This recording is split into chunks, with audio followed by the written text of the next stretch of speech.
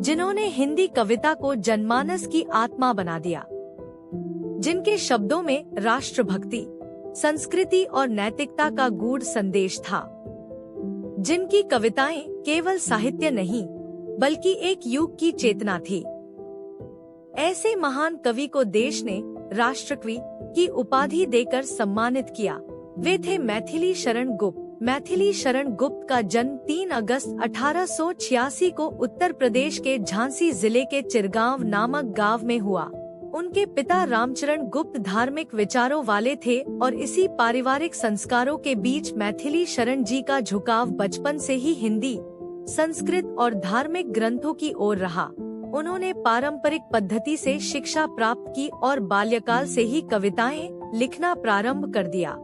प्रारंभ में वे ब्रज भाषा में कविता लिखते थे, लेकिन भारतेंदु युग की प्रेरणा और देश की तत्कालीन दशा ने उन्हें खड़ी बोली हिंदी को काव्य भाषा बनाने की दिशा में अग्रसर किया और यहीं से हिंदी कविता को एक नया मोड़ मिला, जहां गुप्त जी ने अपनी लेखनी से न केवल भाषा को सशक्त बनाया बल्कि उसमें राष्ट्रभक्ति, इतिहास बोध, धार्मिक चेतना और मानवीय मूल्यों का अद्भुत समावेश किया।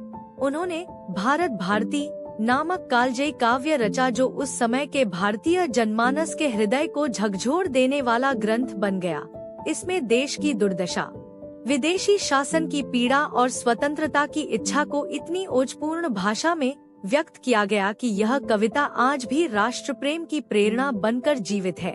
इसके अतिरिक्त उनकी रचनाओं में साकेत, जयद्रथ वध, पंचवटी, द्वापर, यशोधरा, सिद्धराज, विक्रमादित्य जैसी कविताएं विशेष रूप से प्रसिद्ध हैं, जिनमें उन्होंने रामायण और महाभारत के पात्रों को मानवीय संवेदना और नए दृष्टिकोण के साथ प्रस्तुत किया। उनकी विशेषता यह थी कि वे धार्मिक आख्यानों को सिर्फ भक्ति की दृष्टि से नहीं बल्कि सामाजिक, नैतिक और मानवतावादी दृष्टिकोण से देखते थे। साकेत में उन्होंने उर्मिला जैसे उपेक्षित पात्र को नायिका बनाकर यह दिखाया कि त्याग, तप और धैर्य की सच्ची मूर्ति कौन होती है। मैथिली शरण गुप्त की भाषा सरल, सहज और हृदयस्पर्शी थी। वे किसी गूढ़ शिल्प या अलंकारों में उलझने के बजाय सीधे मन की बात कहते थे और यही कारण है कि उनकी कविताएं पढ़े लिखे विद्वान से लेकर सामान्य जन तक सभी के दिल में स्थान बना लेती थीं।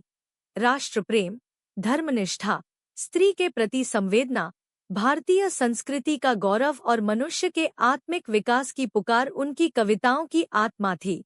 उन्हें 1952 में भारत सरकार ने राज्यसभा का सदस्य मनोनीत किया और राष्ट्रकवि की उपाधि से सम्मानित किया, जो उनके साहित्यिक योगदान और जनमानस में उनकी स्थिति का प्रमाण था।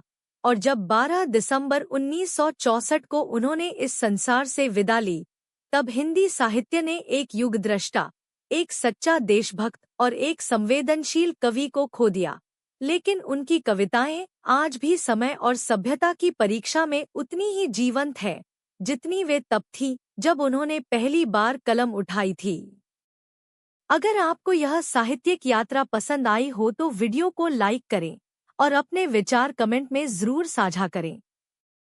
और ऐसे ही प्रेरणादायक साहित्यिक जीवन परिचयों के लिए हमारे चैनल को सब्सक्राइब करना न भूलें।